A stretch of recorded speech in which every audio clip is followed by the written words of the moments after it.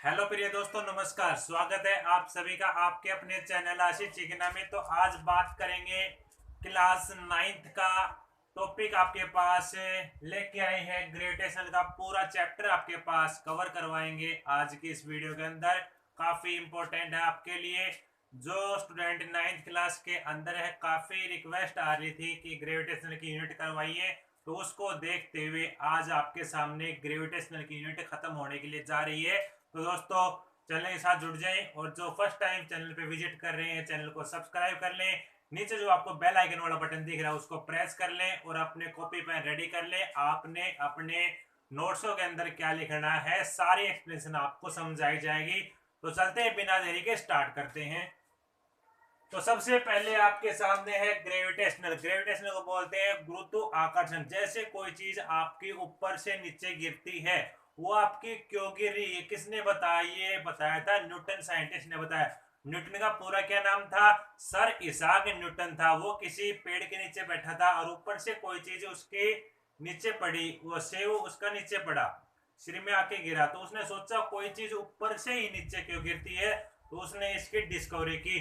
तो बात कर लेते हैं आपके पास इस चैप्टर के अंदर क्या क्या टर्म आएंगे। तो आपके सामने सभी टर्म का यहाँ पे एक्सप्लेनेशन होने के लिए जा रहा है। पहली बात आती है ऑर्बिट। क्या होते हैं orbit? The path followed by the planet around the sun. जो पाथ फॉलो करते हैं, किस पाथ को? Planet around the sun. आपको पता है प्लेनेट किसके चारों चक्कर लगाते हैं? सन को चारों चक्कर लगाते हैं। और वो किस पाथ से घूम रहे हैं, उस चीज को बोलते हैं ऑर्बिट। तो ऑर्बिट डेफिनेशन आप यहां से नोट कर लें। फिर बात करते हैं ग्रेविटेशनल फोर्स क्या होता है। तो ग्रेविटेशनल फोर्स यहाँ पे गुरुत्वाकर्षण जो बल है, यहाँ पे है the force of attraction between. दो फोर्स का आपस में क्या हो जाना है, यहाँ से the force of attraction between any two particle. जैसे दो पार्टिकल हैं, दो पार्टिकल में फोर्स का आपस में इंटरेक्ट होना ही क्या कहलाता है? ग्रेविटेशनल फोर्स कहलाता है। The force of attraction between any two particle in the universe. और ये कैसे होते हैं? ऑलवेज अट्रैक्टिव नेचर के होते हैं। तो यहां से इसकी डेफिनेशन आपके पास आ गई, ग्रेविटेशनल फोर्स।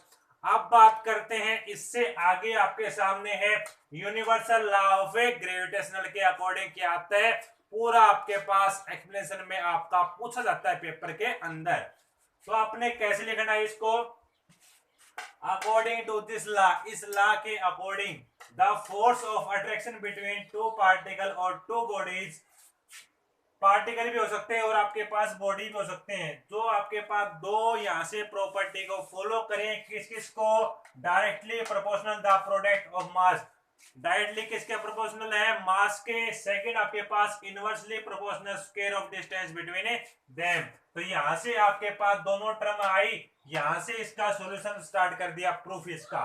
सबसे पहले आप यहां से कंसीडर करें ए और बी, यहां से दो बॉडीज हैं जिसका मास आपके सामने m1 और m2 है, डिस्टेंस सेपरेशन r है। तो बात लेके चलते हैं अकॉर्डिंग टू डेफिनेशन की। तो यहां से according to law of gravitational, पहले पॉइंट के अकॉर्डिंग आपके पास प्रोडक्ट है किसके? मास के। डायरेक्टली प्रोपोर्शनल आपके पास मास का कर दिया और आपके पास इक्वेशन डाल दिया फर्स्ट इसको, या यहाँ पे आपके पास इनवर्सली प्रोपोर्शनल आपके पास square of distance between them, यहां से इनवर्सली का स्क्वायर कर दी। यहाँ पे इसके इंटरेक्ट, यहाँ पे इसका इंटरेक्ट, यहाँ पे, इसलिए आपके पास यहाँ पे स्क्वायर हो गया इसका। तो दोनों इक्वेशन को जब आपने कंपेयर किया, लेफ्ट हैंड साइड आपस में बराबर, right hand side must be equal आपके पास यहाँ से। तो यहाँ से ये वैल्यू आपस में कंबाइन करने के बाद ये आ गई। अब आपने डायरेक्टली प्रोपोर्शनल साइन को हटाया है, यहाँ पे आपके सामने जी आ गया और जी आपके पास क्या कहलाता है? यूनिवर्सल ग्रेविटेशनल कांस्टेंट कहलाता है। अब बात कर लेते हैं इसकी यूनिट की बात आती है, तो इसकी इकाई क्या होती है? तो फॉर्मूला आपके पास ये था, यहां से मैं वैल्यू फाइंड आउट करनी है जी की। तो जी की आपके पास एफ आर का स्क्वायर बटे में m1 और m2 हो गई। एफ का फोर्स की यूनिट आप जानते हैं न्यूटन होती है। आर आपके पास रेडियस होती है जो आपके सामने मीटर में मेजर की जाती है। m1 और m2 आपके पास मास होते हैं जो हमेशा केजी में मेजर किए जाते हैं। तो यहां से इसकी यूनिट ये होगी। अब बात करते हैं इसकी वैल्यू की। तो इसकी वैल्यू कितनी होती है? 6.673 इंटू 10⁻⁻11 और यूनिट की आपने बात करी न्यूटन मीटर स्क्वायर kg-2 इसकी यूनिट होती है। अब बात करते हैं ग्रेविटेशनल फोर्स, जो आपने पढ़ा कि अट्रैक्टिव नेचर का होता है, क्या क्या इसकी इंपॉर्टेंस, क्या क्या इसकी कैरेक्टरिस्टिक्स होती हैं। तो यहाँ पे आप देखिए, तो पहली बात आती है they are always attractive nature. ये आपस में क्या होते हैं, ऑलवेज हमेशा किसके प्रॉपर्टी को शो करते हैं, अट्रैक्टिव नेचर की प्रॉपर्टी को शो करते हैं। सेकंड आपके पास इनवर्स केरला को फॉलो करते हैं, तो इनवर्स आपके पास कैसे, एफ डायरेक्टली प्रोपोर्शनल 1/r का स्क्वायर। फिर आपके पास gravitational force between the two bodies और two object are action reaction pair. अब यहां से एक्शन रिएक्शन पेयर कैसे, देखो यहाँ पे दोनों आपके पास इसके कारण इस साइड बल, इसके कारण आपके पास इस साइड, तो यहाँ पे क्या हो गया, एक्शन रिएक्शन का पेयर आपके पास हो गया। अब बात करते हैं gravitational force between the to small bodies is very small. Gravitational जो फोर्स है वो आपके सामने क्या होते हैं, दो बॉडी के बीच में आपके पास लग रहे हैं और वो आपके पास यहाँ पे क्या होते हैं, वेरी स्मॉल होते हैं। उसके बाद इसकी कैरेक्टरिस्टिक नंबर 5 क्या है, gravitational force between the two bodies और two object does not need any contact between them. तो आपके ये पॉइंट है 5, ये पूरा का पूरा नोट कर लें, पॉज कर लें, फिर आपका हम करवाते हैं।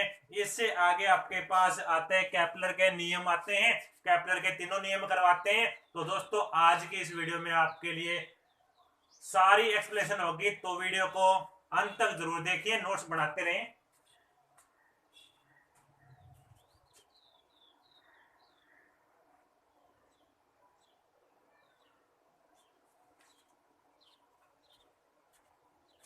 अब बात करते हैं, इससे आगे आपके पास आता है केपलर लॉ। केपलर ने, साइंटिस्ट ने 3 लॉ दिए थे, जैसे न्यूटन ने 3 लॉ दिए थे उसी प्रकार इसने भी 3 लॉ दिए थे। और इसने क्या क्या दिए थे वो आप देखिए। पहला है लॉ ऑफ ऑर्बिट। ऑर्बिट के अंदर मैंने ऑर्बिट की डेफिनेशन आपको स्टार्टिंग में बताई थी, is planet move around the sun. जो प्रत्येक जो प्लेनेट होते हैं वो किसके चारों घूमते हैं, सन के जो चारों घूमते हैं, इन ए इलेप्टिकल ऑर्बिट। यहाँ पे आप देख लीजिए सन है, यहाँ पे क्या कर रहा है, यहाँ पे प्लेनेट चारों ओर घूम रहा है। तो which the sun at one foci, जो ये सन है यहाँ पे, ये आपके पास क्या है, एक फोकी के तरह यूज हो रहा है। आपके पास डायग्राम आपका ये लिख ले और डेफिनेशन आपकी ये है। फिर बात करते हैं लॉ ऑफ एरिया के अंदर क्या होता है, एरिया के अंदर ये होता है द लाइन ज्वाइनिंग, जो लाइन आपके पास ज्वाइन हो रही है सन एंड प्लेनेट। प्लेनेट क्योंकि आपके पास प्लेनेट क्या होते हैं, बाहर रिवॉल्व करते हैं, तो जो लाइन आपके पास सन और प्लेनेट से ज्वाइन होती है, स्वीप आउट इक्वल एरिया और इक्वल इंटरवल ऑफ टाइम। मतलब यहाँ से जो एरिया है, ये वाला एरिया और ये वाला एरिया क्या है, आपस में दोनों बराबर है। अब बात आती है लॉ ऑफ पीरियड के अंदर क्या होता है, लॉ ऑफ पीरियड के अंदर क्या होता है, यहाँ से देखिए the square of a time taken, square of time taken कर दिया by the planet to a complete revolution around the sun is directly proportional, directly proportional लगा दिया cube of semi major axis of elliptical orbit. तो यहाँ से semi major axis, यहाँ से diagram में ये होता है, इसका क्या कर दिया, क्यूब कर दिया, T square directly proportional R का क्यूब। नोट करें, पोज करें।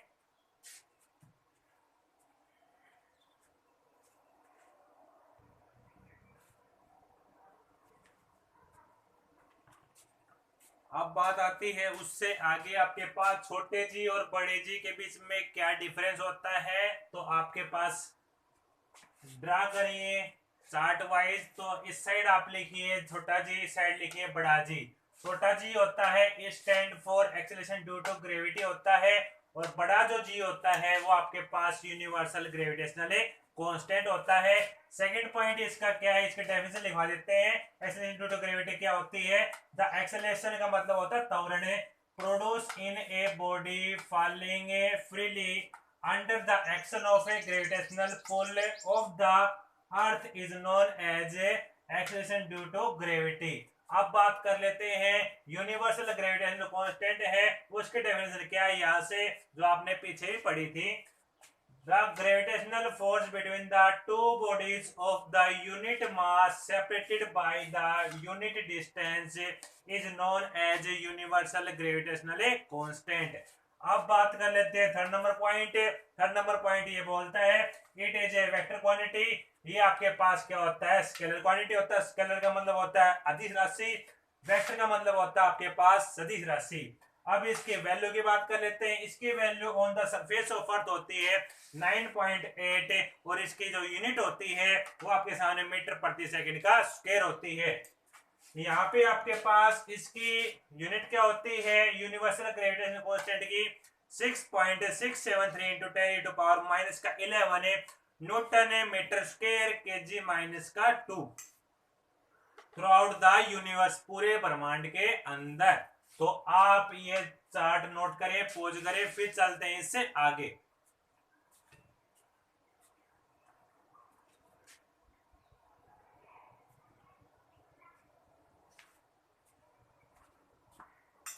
तो दोस्तों उससे आगे चलते हैं। आपके पास मास और वेट के बीच में क्या डिफरेंस है उसी प्रकार आपके पास समझाएंगे।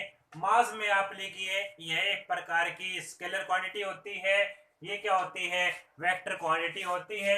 इसमें आपके पास मास को मेजर करते हैं किलोग्राम से करते हैं, इसमें आपके पास न्यूटन से और आपके पास किलोग्राम और वेट से आपके पास मेजर करते हैं। फिर बात आती है इसका जो मेजरमेंट होता है वो बीम बैलेंस की सहायता से होता है। इसका जो मेजरमेंट होता है वो आपके पास स्प्रिंग बैलेंस की सहायता से होता है। फिर बात करते हैं mass of a body is never zero. Mass किसी बॉडी का जीरो नहीं हो सकता। और weight of a body at a centre of earth is zero. Weight आपके पास बॉडी का सेंटर ऑफ अर्थ के सेंटर के ऊपर क्या रहता है, जीरो होता है। फिर बात कर लेते हैं mass of a body remains at constant, ये आपके पास हमने बात कर ली। और लास्ट आपके पास आती है the quantity of a matter content in a body is called mass of a body. Mass का मतलब होता है सहनती, वेट का मतलब होता है भार। तो इसकी डेफिनेशन और बात कर लेते हैं। The force with which the earth attract a body towards the centre is called weight of the body. तो वेट आपके पास भार होता है, मास आपके पास सहनती होता है। आप ये नोट करें, पोज करें, फिर करवाते हैं फ्री फॉल।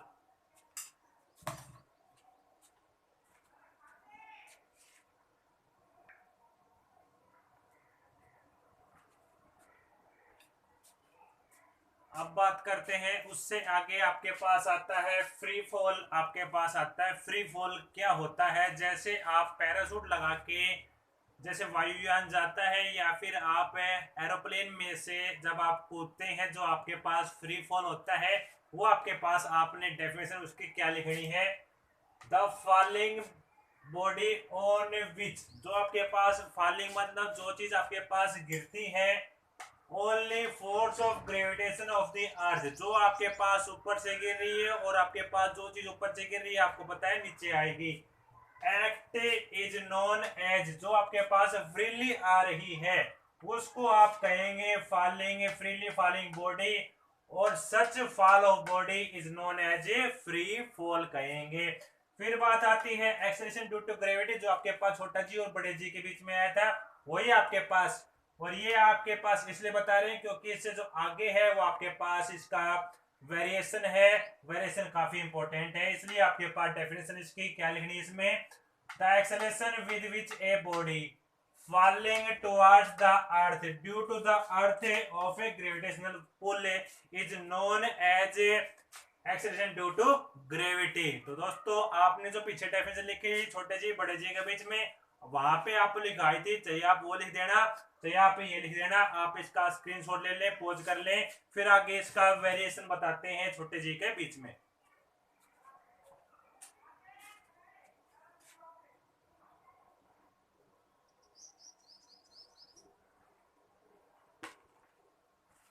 तो उससे आगे बात करते हैं आपके पास variation in the value of जी।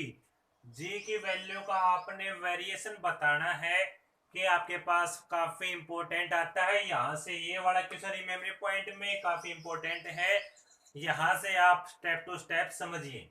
तो variation in the value of G with the shape of earth, जैसे आपको पता है, आप मानते तो हैं अर्थ आपके पास गोल है, पर आपके पास अर्थ गोल नहीं होती, आपके पास अंडाकार शेप की होती है।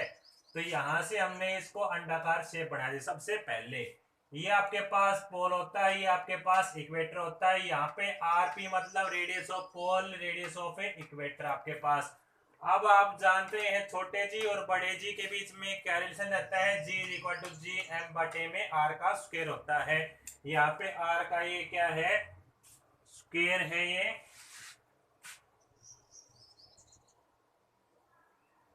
यहाँ पे आर का स्क्वायर है। अब इसको नाम दे दिया, इक्वेशन संख्या फर्स्ट दे दिया। अब बात कर लेते हैं इक्वेटर। जब आपके पास इक्वेटर ए लिख दिया इक्वेटर केस में, तो आपके सामने जी और M as it is, R equator की जगह आर इक्वेटर आ गया। जब आप पोल के अंतर्गत लिखें तो यहाँ पे ओनली पोल का चेंजमेंट हो जाए, जिसको आप नाम दे दिया इक्वेशन संख्या 3 नाम दे दिया। अब आपने डिवाइड करवा दिया, 3/2 को डिवाइड करवा दी, यहाँ से ये बटे में आपके पास ये वाली आ गई। तो यहाँ से जीएम से जीएम कैंसिल हो गए, यहाँ से आर ई बटे में आर पी, स्क्वायर स्क्वायर था, मैंने बाहर कंप्लीट का स्क्वायर ले लिया। तो यहाँ से आपके सामने क्या साबित होता है कि R E radius of equator ज्यादा है किससे, रेडियस ऑफ ए पोल से। तो इसके कारण जो आपके पास एक्सेलरेशन ड्यू टू ग्रेविटी होती है पोल की, वो आपके सामने ज्यादा होती है as compare to radius of gravity, acceleration due to gravity of a equator. अब यहां से आपके सामने g is more than the pole, और जो वैल्यू आपके पास g की है वो आपके पास ज्यादा होती है पोल की एज कंपेयर टू इक्वेटर से। तो यहां से आपके सामने पहला केस आपने ये लिखना है। अब बात कर लेते हैं दूसरे केस की। तो दूसरे केस में आपके पास variation of the g about the surface of earth. जैसे आपके पास ऊपर सरफेस में क्या हो रहा है, आप डायग्राम से यहाँ पे देखिए, यहाँ पे ओ, यहाँ पे आर, ये ए पॉइंट, ये बी पॉइंट, इसको मान लिया एच हाइट। सेम उसी प्रकार आपके सामने जी और जी के बीच में रिलेशन आपके सामने यही है। फिर आपके सामने एक्सेलरेशन ड्यू टू ग्रेविटी, जो आपके सामने एच की हाइट के अकॉर्डिंग जब आप लिखोगे इसको, जीएम बटे में आर आपके सामने एज इट इज है, और हाइट में आपके सामने एच और कंप्लीट ऐड हो गया। तो यहाँ से 1 और 2 इक्वेशन आ गई। सेम उसी प्रकार जैसे आपने इसमें डिवाइड किया था, इसमें 2/1 को जब आप डिवाइड करेंगे, जीएम से जीएम कैंसिल हो जाएगा, और आर बटे में आर प्लस में एच का होल स्क्वायर आपके सामने आ जाएगा। तो यहां से आपके सामने क्या मिला, जी ऑफ ए एच कम है किससे, एक्सेलरेशन ड्यू टू ग्रेविटी से। तो आपके सामने यहां से variation of the G about the surface of earth का केस में आपने ये लिखना है। फिर बात कर लेते हैं variation in the value of G on the depth. जब आप डेप्थ मतलब गहराई के अंदर जाते हैं, जब क्या होता है, जब उसमें सिमिलरली जैसे आप केस करेंगे, आपको लेके गए हैं, इसको सिमिलरली इसके अंदर लेके चलेंगे, इसमें आपके सामने प्लस हुआ था, इसमें क्या हो जाएगा, नीचे माइनस हो जाएगा। तो मैंने इसको लिख दिया G D is equal to G R minus में डी बटे में आर। आप सिमिलरली करके लिख दें, क्योंकि आप इसमें देख लिया आपने अबव हुआ था, इसमें क्या होगा, बिलो होगा, बिलो में आपके पास माइनस में होगा, तो R minus D by R. तो यहां से आपके सामने क्या ऑब्जर्व हो गया, the value of G, G की जो वैल्यू है वो आपके सामने क्या है, डिक्रीज है, कम है।